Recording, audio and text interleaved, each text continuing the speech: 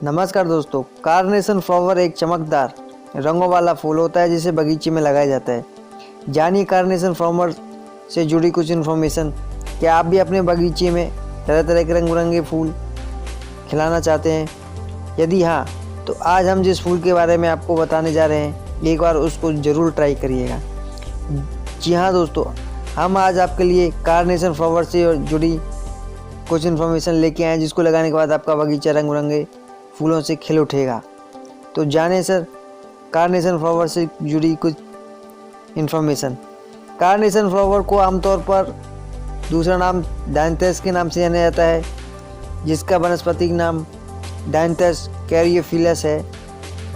इसका जो नाम है वो ग्रीक वनस्पति शास्त्री थियोफेरेटस द्वारा दिया गया था। इस फूल को दो ग्रीक वर्डों के नाम से पढ़ा है। पहला डायथस, जिसका मतलब भगवान जीसस है।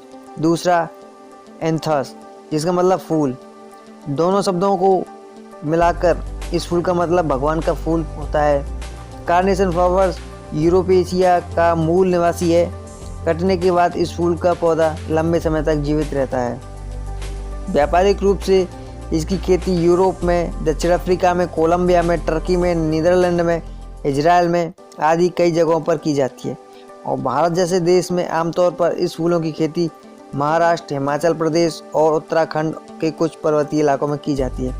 तो दोस्तों, आज हम बताएंगे आपको कार्नेशन फ्लावर के कई 3 प्रकार के होते हैं। Annual carnation flower, second number पर border carnation flower, third number पर आपका है परपेटुअल फ्लावरिंग कार्नेशन।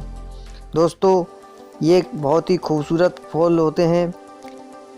दोस्तों, अब हम इसके इतिहास की बात करते हैं। इतिहास। कार्नेशन का इतिहास प्राचीन ग्रीक और रोमन काल के समय का है, जब इसका उपयोग कला और डिकोर में किया गया था। एक ईसाई किंवदंती के अनुसार कार्नेशन पहली बार धरती पर तब आया जब लॉर्ड यीशु ने क्रॉस को पार किया था। अपने बेटे की दुर्दशा पर रोते हुए मेरी के आंसू जिस जगह पर गिरे वहाँ कार्नेशन के फ्लावर्स उभर आए। इसके अलावा मिस अन्ना जर्विस ने अपने पहले मदर्स डे के उत्सव पर कार्नेशन फ्लावर्स का इस्तेमाल किया, क्योंकि ये फूल उनकी मां के पसंदीदा फूल थे। कार्नेशन फ्लावर्स के रंग। शुरुआती समय में इस फूल के मुख्य रूप से के हल्के गुलाबी और पीच कलर ही पाए जाते थे, लेकिन अब इस फूल की लोकप्रियता का सबसे बड़ा कारण ये बन गया है कि ये कई रंगों में आते हैं। इसकी प्रत्येक रंग का अलग अर्थ होता है, जिसमें से कुछ के फूलों का अर्थ हम आपको बताने जा रहे हैं। जर्नल कार्नेशन का मतलब वुमेन लव होता है। गुलाबी रंग का कार्नेशन मदर्स लव को दर्शाता है। हल्का लाल रंग का कार्नेशन प्रशंसा का प्रतीक है। डार्क लाल रंग के कार्नेशन का मतलब डीप लव और महिला का स्नेह होता है। वाइट कार्नेशन का मतलब प्योर लव और गुड लक के लिए होता है। बैंगनी कार्नेशन का काबिलियत के लिए सिंबल है।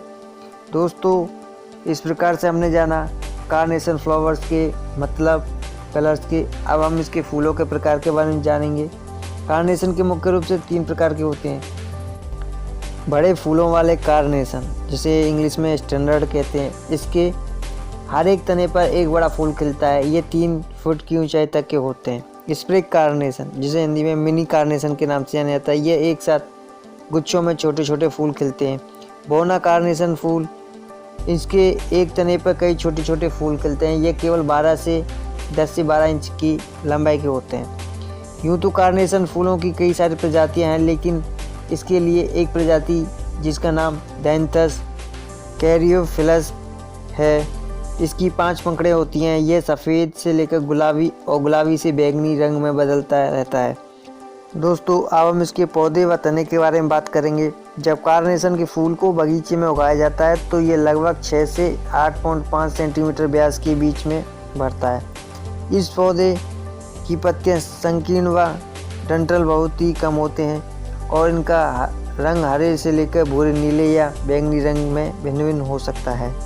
दोस्तों, इस पौधे के लिए उचित तापमान कितना होगा?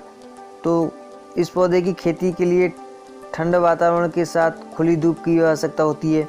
पौधे के विकास के लिए कम से कम तापमान 5 से 10 डिग्री सेल्सियस होना चाहिए। वही मैक्सिमम टेम्परेचर इसका 30 से 35 डिग्री सेल्सियस से अधिक नहीं होना चाहिए। यदि इसके पौधे को अधिक तापमान में उगाया गया तो इसके फूल व डंडी दोनों ही छोटे उगने लगते हैं और अधिक नमी भी इसके लिए बहुत ही नुकसानदायक साबित हो सकती है। इसके साथ इस पौधे में फफूंदी लगने का भी खतरा रहता है। आइए दोस्तों, हम बताते हैं कार्नेशन को कैसे लगाया जाए।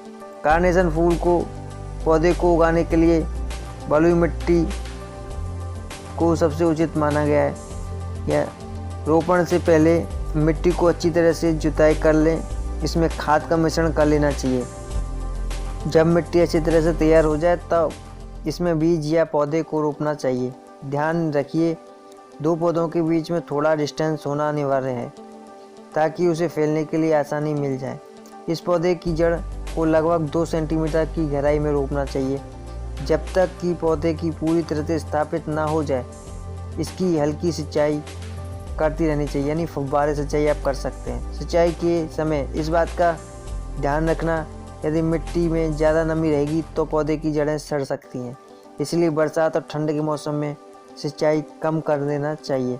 जैसे ही हम सब जानते हैं कि बिना खाद के किसी भी पौधे को बढ़ने में बहुत मुश्किल होती है, इसलिए इस पौधे को भी रोपने के लगभग 3 वीक बाद इसमें आप फास्फोरस व पोटास घुलनशील उर्वरक का इस्तेमाल कर सकते हैं। इसके अलावा आप इसमें अतिरिक्त potassium nitrate, magnesium, calcium nitrate, manganese, copper का भी खाद के रूप में इस्तेमाल किया जा सकता है।